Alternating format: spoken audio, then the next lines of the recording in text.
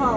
Ayun lang. Sino, dati pa ako. Yakapin mo. O, yakapin mo. Yung kagaya ginawa ko, hoy. Yakapin mo siya, Diego. Smile ka lang. Okay, next.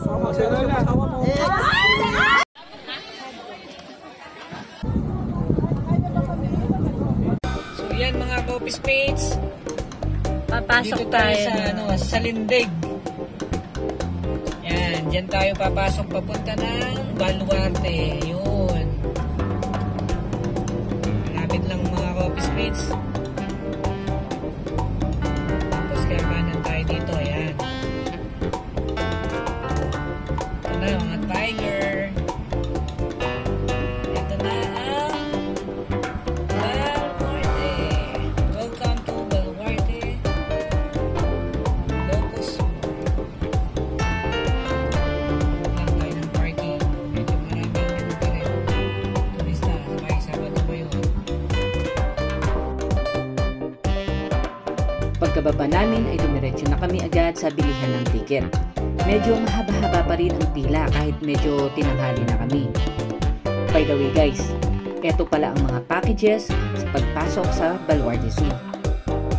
Bagamat libre ang pangkahalatang pagpasok sa Baluarte Zoo, may mga optional packages para mas maging kompleto at komportable ang iyong pagbisita. Package A, 150 pesos. Pangunahing access sa zoo. Kailangan ng karagdagang paglalakad sa ilang bahagi tulad ng crocodile at deer area. Ang package B naman ay may 300 pesos. May kasamang shuttle ride papunta sa museo at animal enclosures. Mas komportable pag ikot sa zoo dito. Ang package C naman is 500 pesos. Access sa mas maraming lugar kumpara sa package B, kasama ang mga malalayong bahagi na kinakailangan ng cart ride para marating. So yun mga Coffee Mates, so may ano na kami, nakabili na kami ng ticket. Tapos ang pinili namin yung magsha-shuttle. Medyo ano kasi, mainit na. Pangit na ng maglakad. Tsaka medyo layo-layo siguro to. So yan. Sa bungad pa lamang ay may mga makikita na kayong mga camel na pwede ninyong lapitan at pakainin.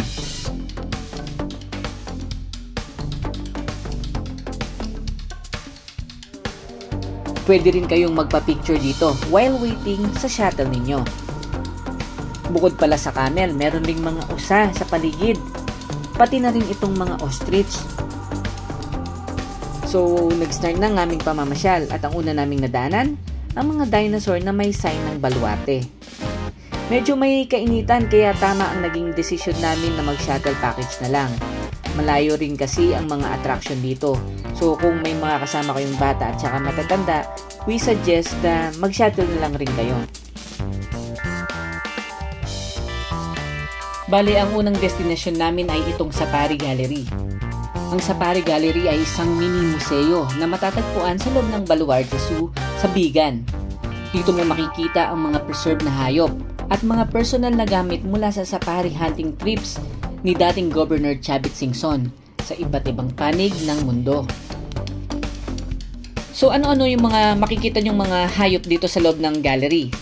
May mga leon, tiger, leopard, oso na naka-taxidermy o naka-display bilang memorabilia. May mga giraffe, zebra, antelope at iba't ibang hayop mula sa Africa. Mga ngipin ng elepante, sungay, balat at mga ulo ng hayop na naka-mount. May mga baril rin, mga bow and arrow at gamit pang hunting. Mga larawan, dokumento at souvenir mula sa mga bansang tulad ng Alaska, Russia, Africa at iba pa. Nakakita na ba kayo ng white lion? Meron dito niyan sa Baluarte. Bale, paglabas ninyo ng gallery, meron kayong makikitang white lion sa labas.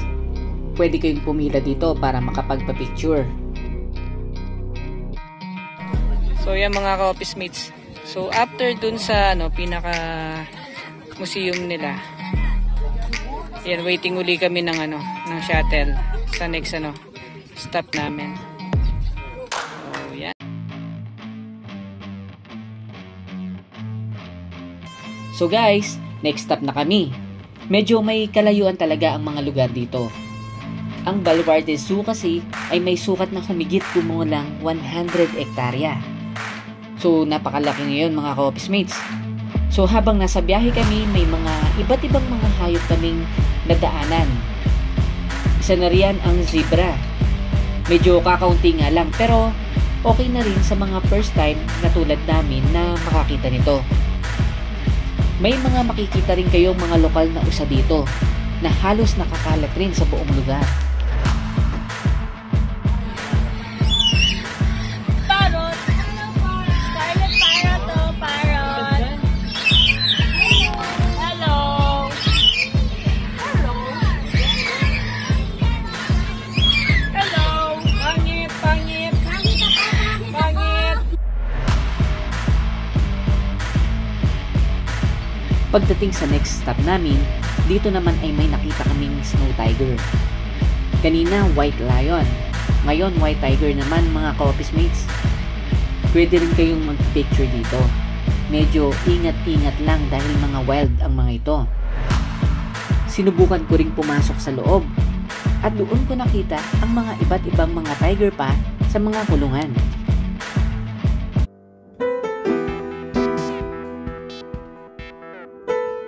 Nagpatuloy ang tour namin sa Baluarte.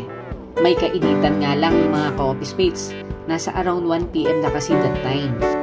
Sa part ng biyahe na ito, merong mga daan na magaganda na dahil merong safari hotel sa loob ng zoo.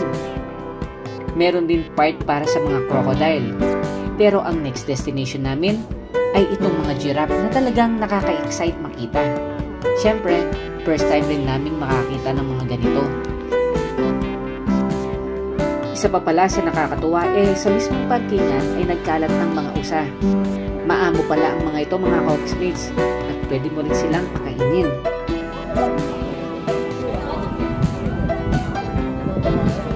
May! May! Lakad ka papunta dito. Papunta dito. Sa gitna, sa gitna.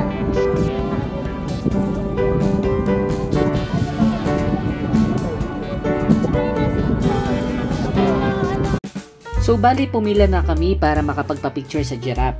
Sobrang tatangkad pala nito mga ka-office mates. Buti na lang maamo rin sila at pwedeng hawakan.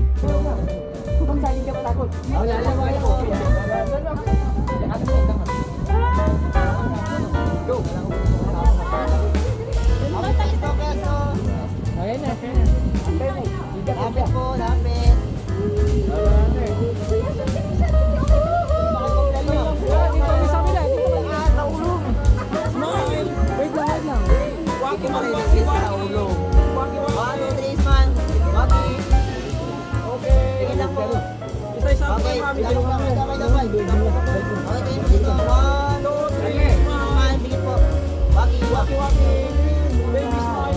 Okay.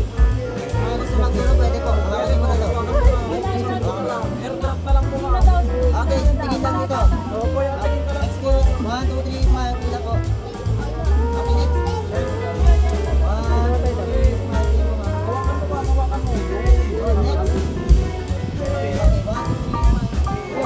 smile. Next. Okay,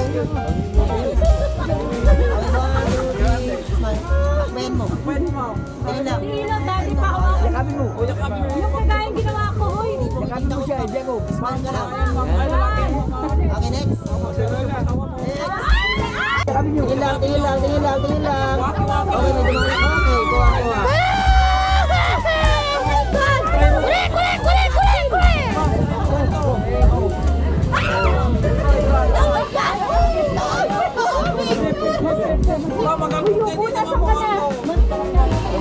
Mga ka-office mates, namimingwit ako ng ng crocodile. Ito. Yan, pakita mystic ko. Pakita mystic. Bali ang last destination pala namin mga ka-office mates ay ang mga reptiles. Tulad na lang ng mga ito na naghihintay lang may tumalon sa amin. Ready for dinner na agad. Maliban dyan mga ka-office mates, maraming mga reptiles rin kayong makikita dito tulad ng mga ahas, iguana, pagong, at marami pang iba. Mga ka-office mates, sana nag-enjoy kayo sa video tour namin dito sa Baluarte, Ilocos Sur. please subscribe to our channel para makapanood pa kayo ng mga video na katulad ng mga ito. So guys, ano pang hinihintay nyo? Tara, log out na!